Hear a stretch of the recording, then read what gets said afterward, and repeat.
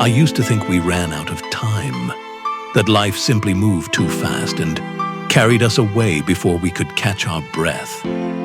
But at 76, I finally understand that time was never the thing we were missing. My name is Harold. I'm 76 years old, and I've been widowed for 6 years now. Though the truth is, my marriage ended long before my wife ever left this world. I didn't know it then, and that's the part that still surprises me. We met young, back when love felt loud and obvious, when you could point to it and say, "There it is. That's what it looks like." We built a life the ordinary way, with jobs and groceries and children and tired evenings that felt earned. Nothing dramatic ever broke us.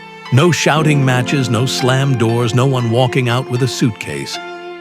That's why it took me so long to see what was happening. It started quietly. I remember coming home from work one night and telling her about a man I worked with who'd been laid off. I was upset, worried about what it said about the company, about us. She nodded, kept stirring the pot on the stove, and said, "That's too bad." I told myself she was tired. We were all tired then. I didn't notice that I stopped telling her things after that. Not all at once, just a little at a time. Years passed like that.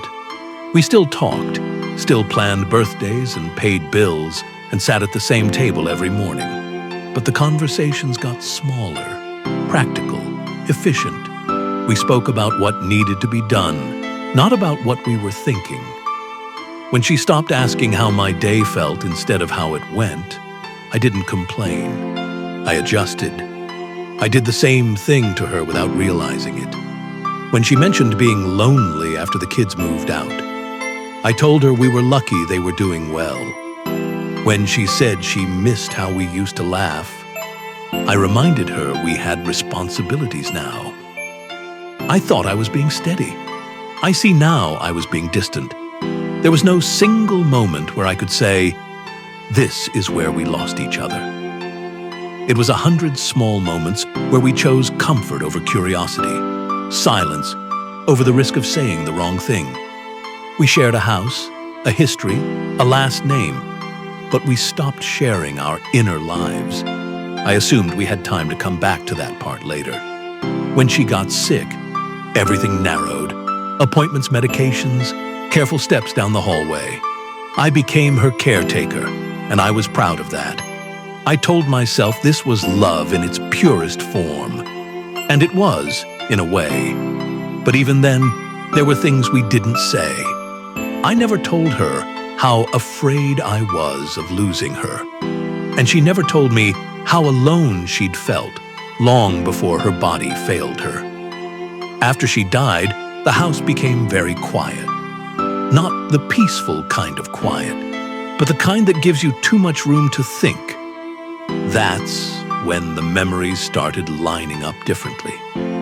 I saw all the chances we had to turn toward each other, and didn't. All the evenings we filled with noise instead of conversation. All the times we assumed the other person would always be there to listen later. I spent years believing that if only we'd had more time, we would have found our way back. But sitting here now, older and slower and far more honest, I see the truth. We had time.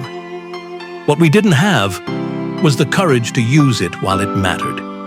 So if you're listening to this, and there's someone in your life you care about, someone you sit next to, but don't quite reach anymore, don't wait for a better moment. Don't assume closeness is something you can postpone. Time isn't what slips away. It's the unspoken things that do. And once they're gone, no amount of years will bring them back.